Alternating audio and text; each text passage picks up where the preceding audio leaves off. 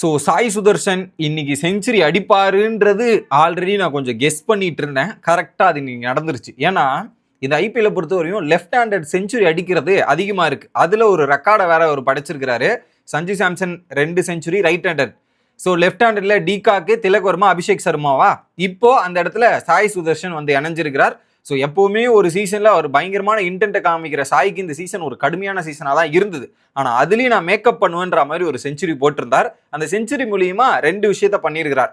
Lowest innings ஆடி, எப்படி lowest innings ஆடி அதிகபட்சமான அந்த 2000 ரன்னை கடந்த இடத்தில் முதல் இடத்தில் சாய் சுதர்ஷன் இருக்கிறார். 47 இன்னிங்ஸில் அடிச்சிருக்கிறார். இது அதுக்கப்புறம் பார்த்தீங்கன்னா கிறிஸ் கெயிலு, அப்புறம் பார்த்தீங்கன்னா Shaun Marsh, Ruturaj Gaikwad, KL ராகுல் இவங்கெல்லாம் அந்த இடத்துல வராங்க. ஆனால் எல்லாரை விட கம்மியாக முடிச்சிருக்கிறது சாய் சுதர்ஷன்.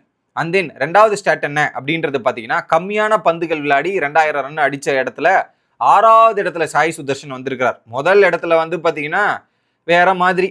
ஆனால் முதல் இடத்துக்கும் இதுக்கும் இருக்கிற டிஃப்ரென்ஸ் வந்து ஒரு 200 பந்துகள் கிட்ட இருக்குது. 1361 பந்துகள் எடுத்திருக்கிறார். முதல் இடத்துல வேற யாரும் இல்லை, அபிஷேக் சர்மா. அவர் தான் முதல் இடத்துல 1193 பந்துகள். ஸோ இந்த 2 சம்பவத்தை இன்னைக்கு சாய் சுதர்ஷன் பண்ணியிருக்காப்புல.